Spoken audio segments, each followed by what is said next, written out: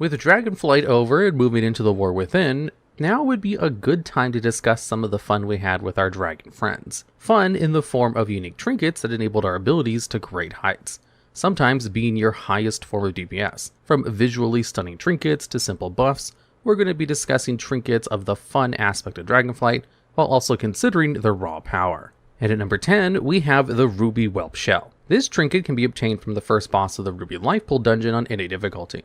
It also had a chance to appear in your Great Vault alongside the wide loot table of everything else. If you weren't farming it in Mythic Plus, it would only be available to drop from the first boss. Looking into this trinket, it doesn't actually display any specific buffs to your character, and only states your abilities have a chance to proc a Ruby Whelpling.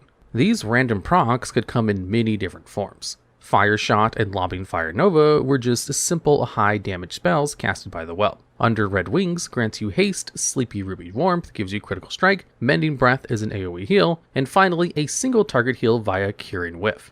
The likelihood of each buff depends on the training of your Ruby Whelp as given every day with the trinket's on-use effect, as the trinket states that with a 24-hour cooldown or so, you can train your Whelp once a day. The way you train it to perform the proc you want was to create a very specific scenario that pertained to the particular proc you desire. This basically means if you want Fire Shot, you will need to find a complete alone mob and use the trinket to hit it with the single target ability. The haste buff needs you to stand in proximity of 3 or more allies while targeting yourself. The crit buff needs you to be completely alone. The Lobbing Fire Nova AoE needs 3 or more enemies present. The single target heal can be learned by using the trinket on a completely alone ally, and finally the AoE heal can be learned when you use it on a group of allies where there are 3 or more. You can train the Whelp a maximum of 6 times, which will cause the proc effects of the trinket to be much more frequently occurring in the criteria you trained it for. There is still the chance it completely ignores the training and does something else, but it still depends on the context of the proc itself. Sometimes in an AoE pool when the trinket triggers, it will cause a Lobbing Fire Nova AoE damage, indicating it is somewhat aware of the current situation you are in and attempts to aid you in that area. It's a pretty fun trinket, considering you get your own personal Whelp to assist you in combat. Better yet, you get to be in charge of its decision making, and it was actually a pretty good trinket all around for a lot of classes. It wasn't exactly BIS because of its random nature, as dragon children can be, but it was always a solid choice for your class just because of its ease of entry. The only kind of tedious portion of this trinket was the training aspect revolving around the Whelp itself. Mainly because you could assume you got a trinket upgrade only for you to have to wait 6 days to really do what you wanted to do. So it's just at number 10 for now. And today's video is brought to you by Raid Shadow Legends. They've asked me to tell you about this sweet new, very rare legendary hero you can obtain for free if you sign up with my link in the description. The champion is Sun Wukong Monkey King, which can steal all buffs from your enemies before attacking them, can add block to your party, ignores 50% defense with his staff, and can even passively revive himself fully after dying once. All you do to receive him for free is just use my promo code MonkeyKing after downloading the game with my custom link. But that's not all, because if you join now, Raid is running one of its biggest events to date, named the Asgard Divide. You can unlock 4 champions based on Norse mythology, including Loki, Thor, Odin, and Freya. And players can also do the event dungeon where you face off against the almighty Odin Faefather himself. To unlock Loki for free, simply log in for 7 days between now and October 23rd. You can unlock the other 3 champions through in-game activities. Personally, I think you'll like the intro to the game because it genuinely made me laugh with just how it ends. If you haven't started playing yet, then what are you waiting for? Click on my link in the description or scan the QR code and you can get Loki the legendary Deceiver champion for free simply by logging in. After downloading my link, don't forget to use the promo code MonkeyKing to get a second legendary champion, Sun Wukong, for free. This promo code won't be available within the first 72 hours after registering, so be fast. And come find me under the name The Dual Logs and join my clan Hiru's Cool Squad. And back to the video. And at number 9, we have the Mirror of Fractured Tomorrows. This trinket came as a reward from the Dawn of the Infinite Dungeon's Chronolore Dios encounter. It was available during the tail end of Season 2, all of Season 3 as a Mythic Plus drop, and usable in Season 4, but at the limit of the champion upgrade track. Similar to the last entry, upon using this trinket, it will summon an extra NPC to cast spells at your enemies, this time based on your class role rather than a random proc. Upon using the mirror, it would bring forth a copy of your character from the future. Your character's transmog would be altered heavily to the point you kind of look like a character from the Dune franchise. The damage and healing of this future you wasn't that amazing. If anything, it was actually really bad. The biggest draw to this item was its ability to grant you a massive amount of your highest secondary stat. This meant if Mastery was your highest stat, using this trinket would then buff it to an insane amount and allow for huge burst windows for many classes. The biggest benefit to this playstyle was Unholy Death Knights, as almost all of their cooldowns at that time revolved around a 3-minute cooldown, so pairing it with this trinket was literally perfect for them. They'd summon Gargoyle, Army of the Dead, and more alongside it, and a skilled Death Knight would climb the DPS meters in no time. This is also the trinket's weakness, however. Not everyone at the time of Dragonflight was a 3-minute oriented class, so waiting so long to use this trinket again really hindered some people. It was, however, pretty novel to watch your future self charge your target and beat them up as your DPS would skyrocket, even if your duplicate wasn't actually doing the damage in the long run. And at number 8, we have the Echo of Neltharion trinkets. To keep it simple, all of these trinkets drop from the Neltharion encounter in Aberrus the Shadowed Crucible on all difficulties. They were part of the very loot table, which basically means they show up even less than the average amount of loot. But if they do drop, they will drop in addition of the normal loot, not as a substitution. Functionally, these trinkets all acted the same, at least somewhat. They were all class specific, so something like Call to Chaos cannot be used by Death Knights. This trinket made it so, whenever you would cast an AoE ability, you had a chance to proc a large amount of your primary stat. Additionally, all damage you took was now increased by 5%. You can tell this proc was active on your character due to the semi-transparent faceless creature behind your character that would mimic all of your movements. This same faceless NPC would appear whenever the other two trinkets were in use and was a pretty big selling point for its visual factor alone. Neltharion's Call to Suffering made all of your periodic spells and debuffs have a chance to proc a similar amount of primary stat. Although now, when it procs, you'll receive a shadow dot over 12 seconds. And finally, Neltharion's Call to Dominance had a chance to give you a stack of Domineering Arrogance when attacking at a maximum of 10. It is then the trinket changes based on not just the class you're playing, but also the specialization, as using your class's biggest offensive cooldown will trigger the effect of the trinket. An example of this is Demonology Warlock's Demonic Tyrant Summon. Casting your cooldown would then grant you a large sum of primary stat per stat consumed by the trinket, but reduce your movement speed by 10% as the cost. This trinket was actually insanely overpowered when it was current, and Warlocks everywhere had some of the highest burst potential because of it. Additionally, while using it, the same faceless creature would appear behind your back and mimic your casts and movements to really sell that corruptive nature of the trinket from the fallen Black Dragon aspect himself. It even actually drew the attention of role players to an extent, at least ones who wanted to RP something more void related. It wasn't super hard to get during Season 4 either, as you could just purchase the trinket with the antique bronze bullion item earned from killing any raid boss. But these trinkets were super passive, and its only fun aspect was just seeing the faceless appear and confirm you're about to do some pretty big damage. The Call to Dominance insinuated this by a long shot, so if you were an already bursty class, this thing went off the charts for you. And at number 7, we have Fyrakk's Tainted Rageheart. Obtained from its namesake, this trinket was one of the strongest tank items in recent history. It gave you a base amount of versatility, a stat almost every tank benefits highly from, so that alone is nice enough. Equipping the Rageheart would cause your very presence to lash out damage on mobs around you. So literally just existing would cleave enemies you pulled, and it actually makes for pretty excellent AoE farm and legacy content.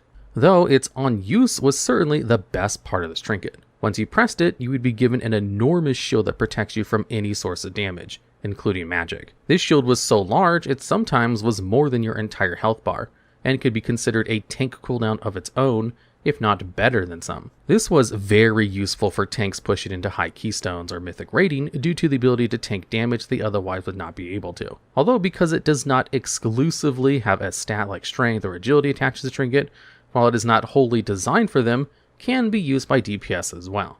You can be a caster or melee, it doesn't really matter. If your raid team was willing to spend your bronze bullion on this item, you could push much higher keystones where a certain damage threshold was too much for your healer. This was exceptionally better for classes that lacked defenses or immunities, as the shield itself could be considered a near immunity for its large amount.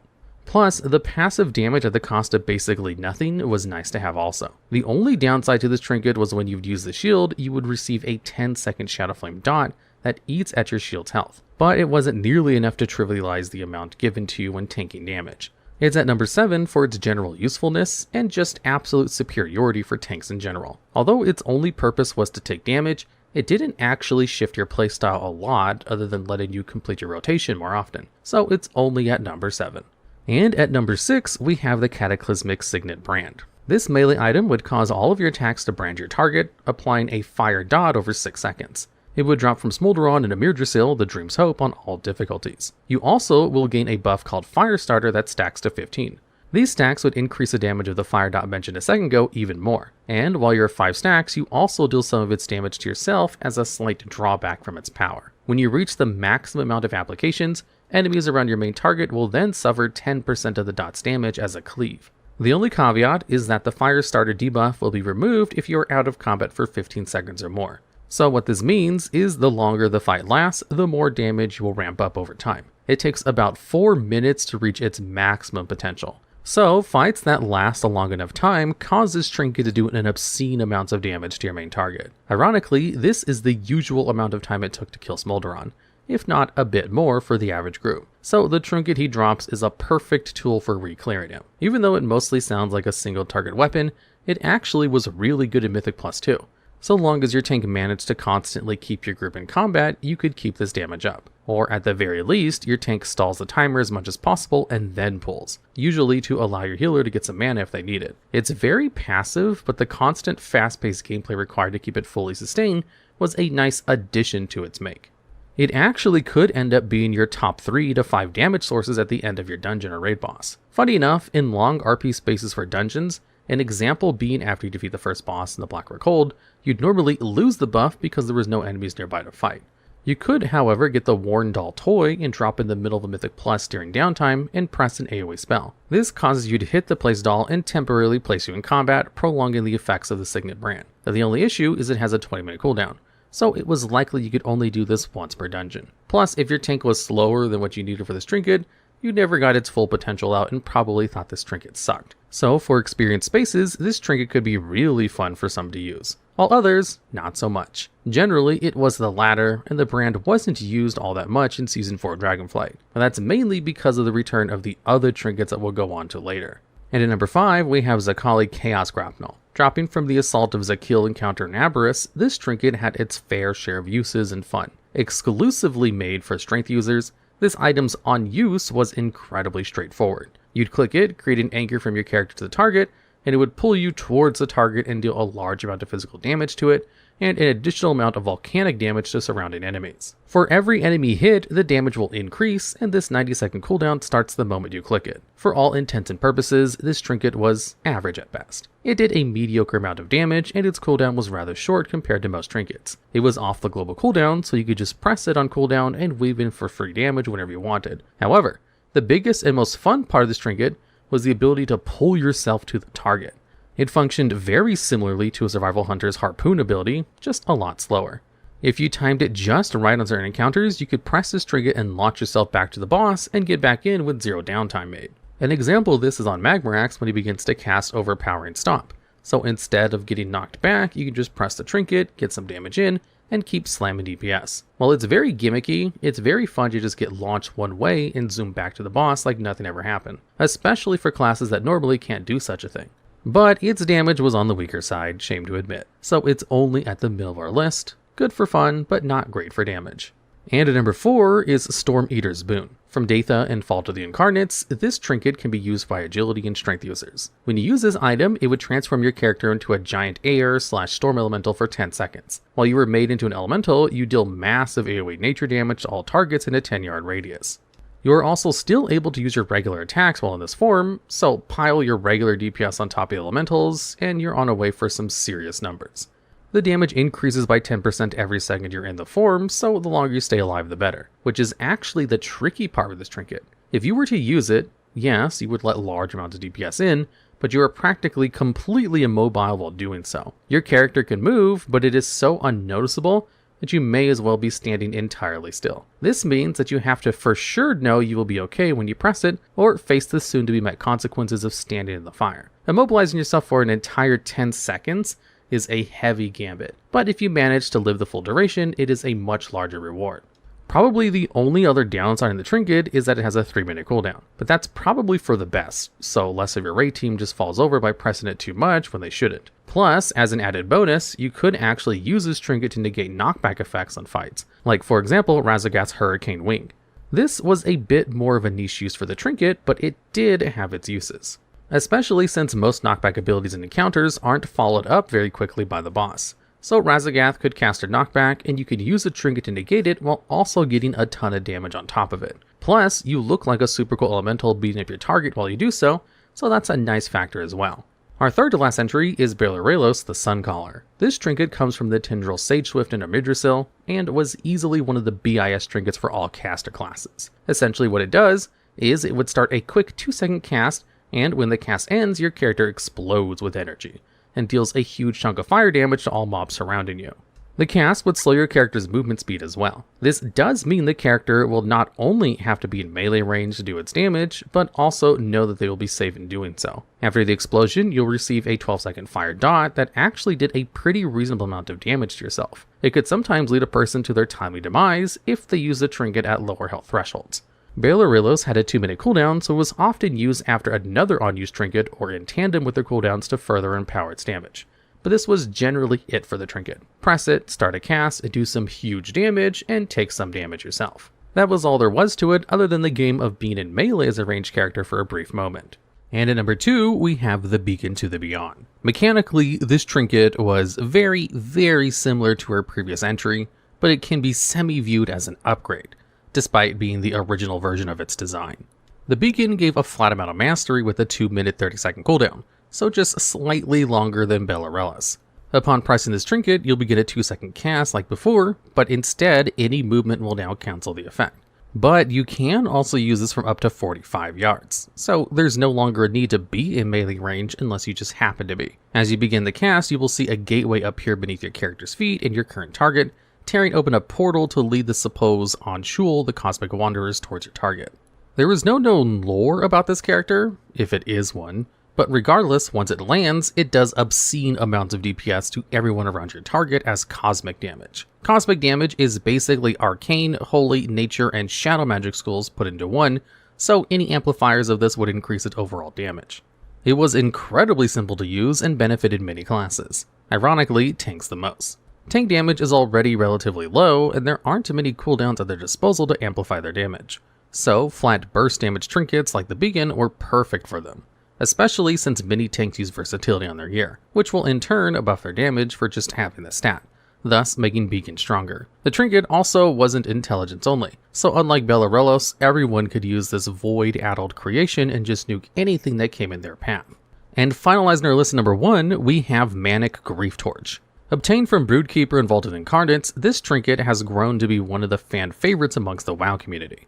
While it mostly saw its uses in Season 1 of DragonFlight, its true heyday was during Season 4. Upon clicking the Grieftorch, your character would undergo a 2-second channel that unleashes a large volley of firebolts at your target. These firebolts had a chance to bounce around and hit neighboring enemies to your primary target and deal large amounts of fire damage. Normally, when a channel begins, you have to stand completely still to finish the cast. At least that was the case with this trinket until Season 4. It was then changed to allow constant movement as you use the Grieftorch at no penalty. So unlike the last 2 entries, you aren't punished at all for pressing your on-demand nuke button on enemies. You just had to stop pressing your actual button rotation so that the firebolts deal their full damage, as opposed to a single instance of damage.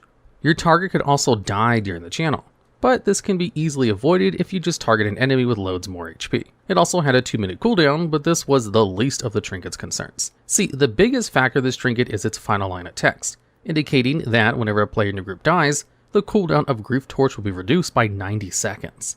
This cuts the downtime of the trinket over half its initial duration, and allows for repeat casts of the trinket much more frequently. It's one of the only things in the game that actually directly benefits a player at the behest of their group dying to something. Even without people dying in your group, this trinket still does loads and loads of DPS, so it's not like you needed people to throw the raid for your DPS parses. This created moments where a boss is just near death, but it's hammering down mechanics that aren't able to handle because of dwindling resources.